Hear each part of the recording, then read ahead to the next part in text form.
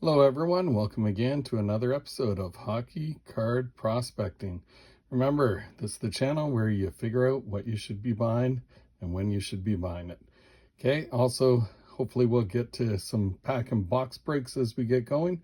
And I'll just tell you some things about hockey players I like and enjoy. In this episode, we're going to look at some young guns with some potential. These are from various years and have some upside. So get them while you can. The first one is Patrick Steffen. No, not Patrick Steffen. At one point, it might have been Patrick Steffen. Still love when he missed that empty net and it went back the other way for the Oilers to Hemsky to score that beautiful goal. First actual young gun we're going to talk about is Philip Broberg. Oilers look like they're the real deal. McDavid is lighting it up. You can't find a McDavid young gun for a very good price. A lot of Draisaitl as well, and a lot of his teammates also have very high prices already. But one player that has a low price but high ceiling is Philip Broberg. He could be their number one defenseman within a few years. He's size, speed, good shot. He has all you want, and he's an Oiler. So it's a good time to buy on this young D-man. Joseph Woll. Toronto right now has two great goaltenders in Samsonov and Murray, both made out of glass. Joseph Woll has been lights out in the AHL and would be the goaltender that most teams would like to build around. If you want to pick a goalie of the future on probably the biggest market team in the NHL, hate to say it, Maple Leaf fans, but Joseph Woll might be the guy to go with. Right now, his prices are really good, and if he fulfills his potential, he could be the number one guy on Toronto for a long time to come. Dan Vladar. How did Calgary get him for, a third-round pick? Dan Vladar has had great numbers as a backup this year. At times, it's looked like he should be stealing the starting role from Jacob Markstrom on the Flames, and Dan Vladar could have real hobby potential, playing in a good market in Calgary if they can just get their game together and get moving forward. Jacob Markstrom has a long contract sitting in front of him, so we'll have to wait and see what the Flames do under the current goaltending situation. But at least for next year, he'll probably be another lights-out backup, and look to see his numbers continue to improve. Peyton Krebs, picked up from the Vegas Golden Knights, but now on the Buffalo Sabres. Peyton Krebs has a great hockey mind, and sees his seeing-eye passes are a sight to behold.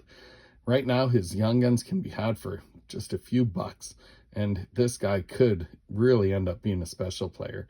It's hard to say if he'll get it all together. His draft day dropped a little bit because of an injury he had at that time. So injuries can play a role in a young player's future, but I'm willing to bet on Peyton Krebs to have a stellar NHL career with the up-and-coming Buffalo Sabres.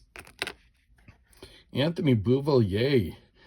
Kid was lights out for his rookie year on the island, but has kind of leveled off and even regressed a little. But a move to Vancouver seemed to really ignite his passion again.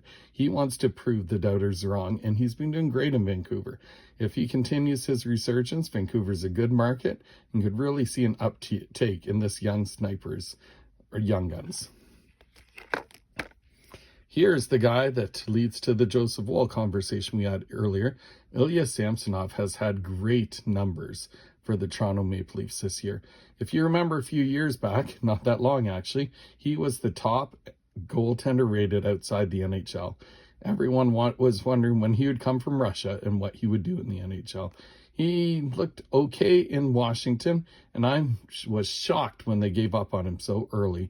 But could be a huge payday for the Maple Leafs, getting this young goalie, who's still young, with so much potential upside. I would jump on his young guns as well as some of his other cards quickly. Adrian Kempe.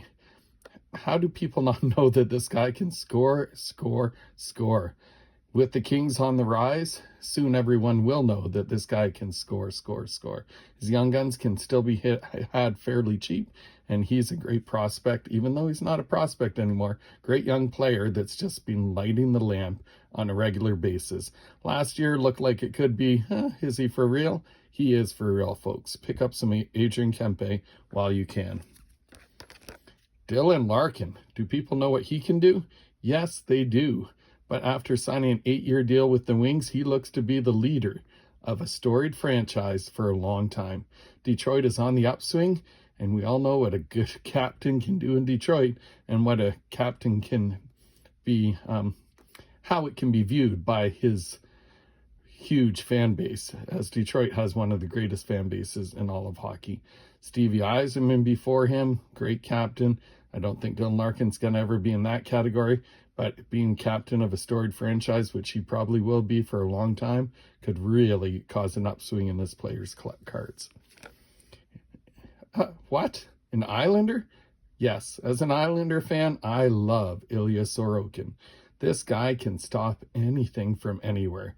If the Islanders were a little better, everyone would know exactly how good this guy is. But even as it is, he has them in a playoff spot. And if they get in the playoffs and he gets hot, who knows what can happen. His young guns are a little more expensive than most of the players on this list, but I still think he has the potential to be the #1 goalie in the NHL for years to come. Last but not least, a buy low candidate, Jonathan Huberdeau, has had a terrible year in Calgary. But will Huberdeau turn it around? I'm betting he will. His past track record has just shown that the guy can score, and the guy has C&I passes coming from everywhere. 115 points last year was no fluke. Wait till he gets going under Calgary. I don't know if he needs a new coach to do that. We'll see. But Huberdeau is too good to have his young guns for selling as cheap as they are. Nowadays in a market at Calgary, all he needs to do is get going and watch this baby go up. That's it for this episode of Young Guns. Like, subscribe, and look forward to more shows coming up soon.